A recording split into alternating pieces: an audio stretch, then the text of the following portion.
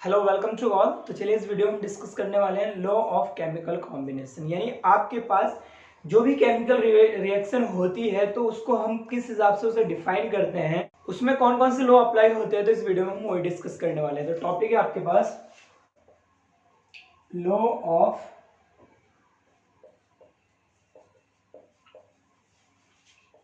Chemical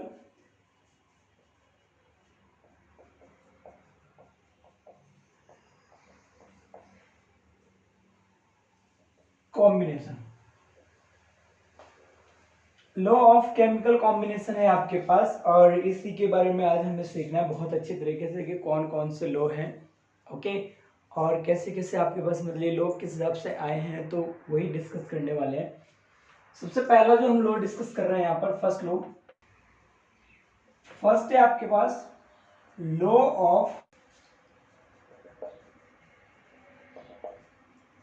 of conservation of मास।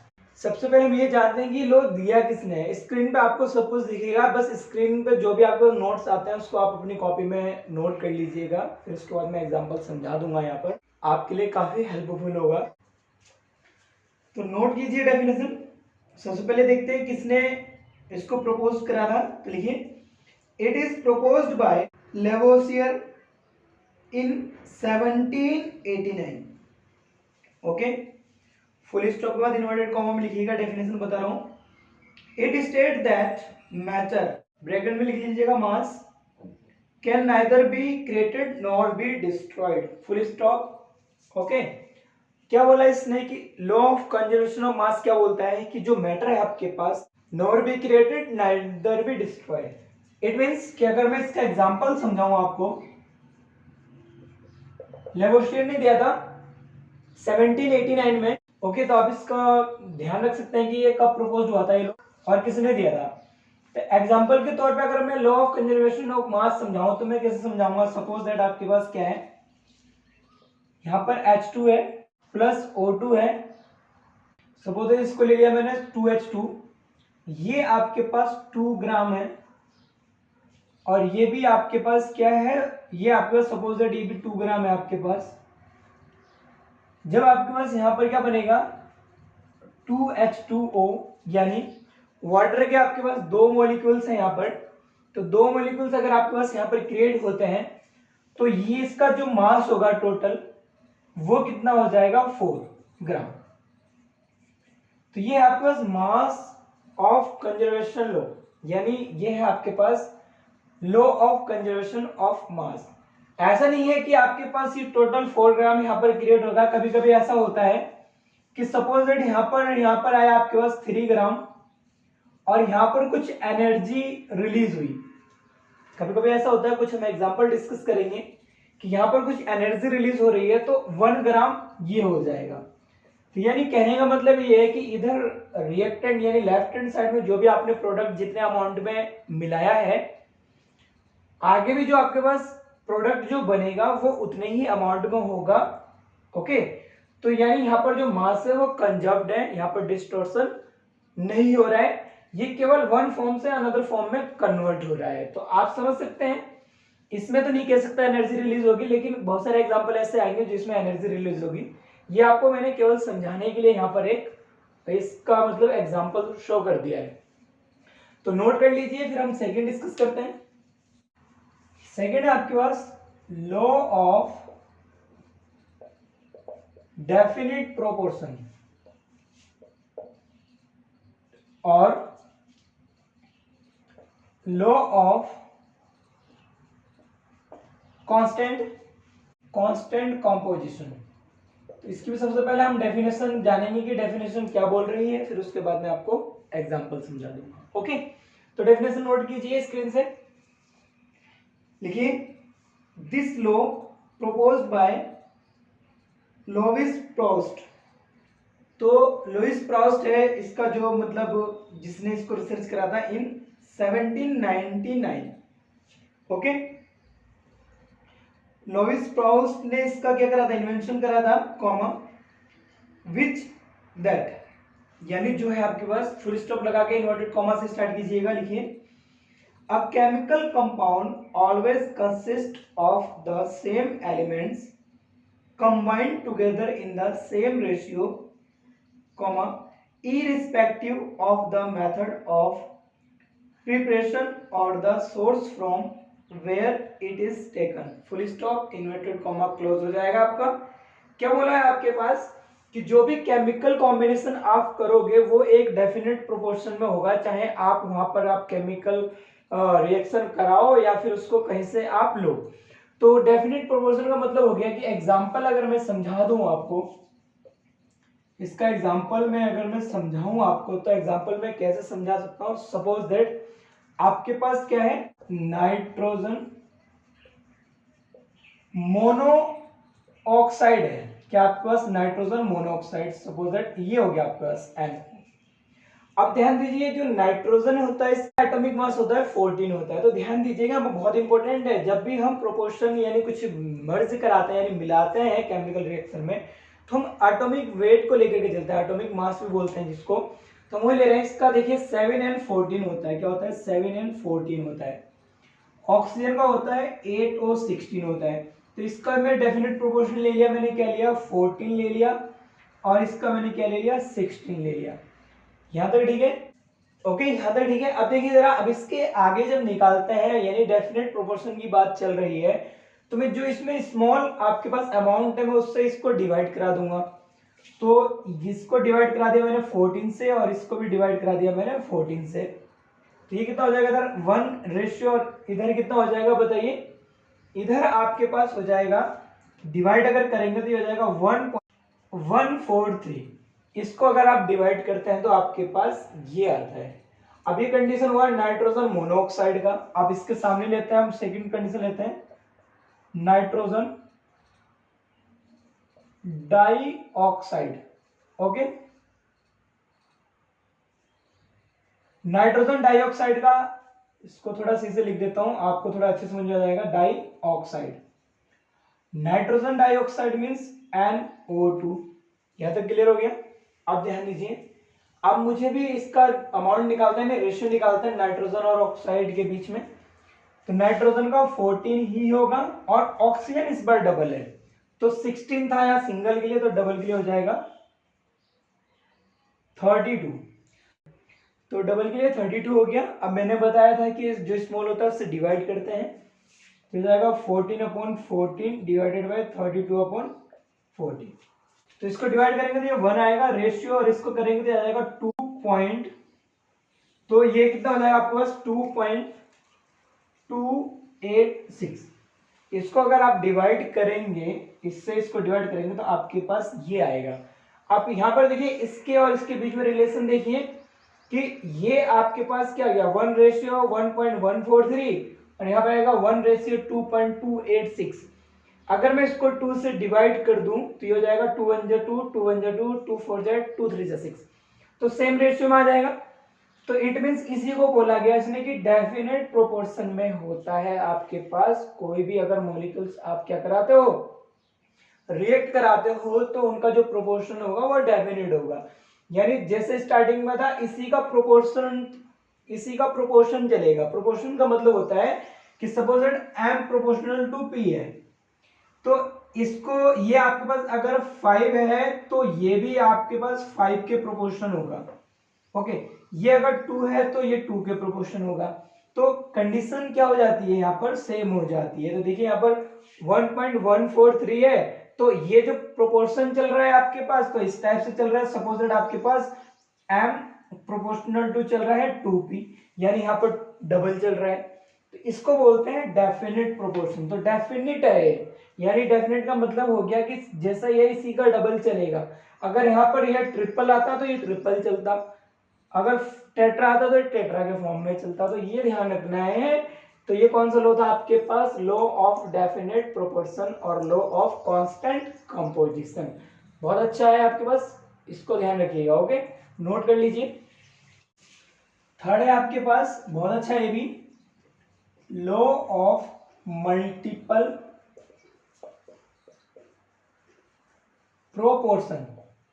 तो law of multiple proportion, देखिए वहां पर लॉ ऑफ प्रोपोर्शन था आपके पास, यानी डेफिनेट प्रोपोर्शन था, तो डेफिनेट प्रोपोर्शन में चल रहा था। यहाँ पर मल्टीप्लाई की बात कर रहे थे, मल्टीप्लाई की कंडीशन में चलेगा। तो सबसे पहले देख लेते हैं कि इस लॉ को दिया किसने था, इसके हम साइंटिस्ट के बारे में थोड़ा सा मतलब लिख देते हैं। तो नोट कीजिए, आपको स्क्रीन पे सब कुछ दिखेगा, लिखिए जरा। It is proposed by Dalton in 1803, यानी 1803 में इसका मतलब ये लॉ आपके पास बना था, यानी इस लॉ को डिफाइन करा गया था 1803, comma this law state that, ये लॉ बताता है, फुल स्टॉप लगाने के बाद इन्वर्टेड कॉमा में लिखिएगा आप, when two elements combined to form two or more compound, comma then the different masses of one element, comma which combine with a fixed mass of the other, comma bear a simple ratio to one another। यानी क्या होता है, simple ratio show करता है एक दूसरे के साथ। ओके, तो यहां पर चल रहा है मल्टीपल वाली कंडीशन, तो बड़े ध्यान से देखिएगा। तो एग्जांपल के तौर पे देखिएगा, इसने क्या बोला है कि यहाँ पर आप डेफिनेट मतलब एक तरह से डेफिनेट मल्टीपल में चलेगा, यानी मल्टीपल वाली कंडीशन है। सपोज दैट आपके पास यहाँ कार्बन का मॉलिक्यूल है, इस कार्बन को मैं रिएक्ट कराता हूँ, किससे रिएक्ट करा रहा हूँ, ध्यान दीजिएगा बहुत अच्छे से। सपोज दैट मैंने इसको रिएक्ट कराया, ये 1 ग्राम है आपके पास, ओके, ये 1 ग्राम है, इसको मैंने रिएक्ट कराया ऑक्सीजन के एक मॉलिक्यूल से रिएक्ट कराया, और इसका जो आपके पास प्रोपोर्शन है वह है 1.333, ये आपके पास इसका प्रोपोर्शन है। ओके, तो आपके पास जब इसको मैंने इसके साथ रिएक्ट कराया, तो यहाँ पर इसने बनाया है आपके पास, इसको मैं इससे शो कर देता हूँ, इसको भी इससे शो कर देता हूँ, तो ये आपके पास आ गया, एक मॉलिक्यूल्स बन गया, यानी एक एटम ये और एक एटम मिलकर के इसने दो एटम मिलकर के क्या बनाते हैं, एक मॉलिक्यूल्स बनाते हैं। बहुत अच्छी बात है, आप यहाँ तक समझ चुके हैं। तो ये क्या आपके पास CO, कार्बन मोनोऑक्साइड आपके पास हो गया, कार्बन मोनोऑक्साइड, इसका प्रोपोर्शन था 1.33। Very good. अब इसी कार्बन को लिया है मैंने, अब किसके साथ, ये इसके साथ रिएक्ट कराया, अब मैं रिएक्ट करा रहा हूं किसके साथ, 2 ऑक्सीजन के मॉलिक्यूल्स के साथ करा रहा हूं। ओके, तो यहाँ पर मैंने 2 ऑक्सीजन लिया है, तो जो इसका प्रोपोर्शन हो जाएगा, यानी प्रोपोर्शन का मतलब हो गया कि जो इसकी वैल्यू जो आएगी आपके पास वो क्या हो जाएगी, 2.666 ग्राम। तो मल्टीपल हो गया, देखिए बस सिंगल था, ये डबल हो गया, मल्टीपल चलेगा। तो यहां पर क्या बना देगा ये आपके पास, ये बना देगा 1 2 3। अब 3 की कंडीशन में क्या हो गया आपके पास, CO2, तो ये क्या हो जाएगा, कार्बन मोनोऑक्साइड है और ये कार्बन डाइऑक्साइड है। तो बस ध्यान रखिएगा आपके पास कि ये क्या कंडीशन है। ओके, तो ये था आपके पास लॉ ऑफ मल्टीपल प्रोपोर्शन, यानी जो भी आप एक तरफ, जो भी सपोज दैट आपने एक मॉलिक्यूल्स यहाँ पर बनाया, तो जो इसी एलिमेंट के साथ जो दूसरा आपके पास कंपाउंड बनेगा, उसका जो आपके पास रेशियो होगा वो कैसा होगा, मतलब डेफिनेट प्रोपोर्शन में चलेगा। ये 1 है तो ये 2 होगा, अगर ये 2 होता है तो ये 4 है, ये 4 होता है तो ये 8, तो मल्टीप्लाई में चल रहा है। तो ये मल्टीप्लाई वाली कंडीशन है, बस इसको ध्यान रखिएगा। बहुत अच्छा था आपके पास लॉ ऑफ मल्टीपल प्रोपोर्शन, तो नोट कर लीजिए इसको, फिर और आगे चलते हैं। फोर्थ है आपके पास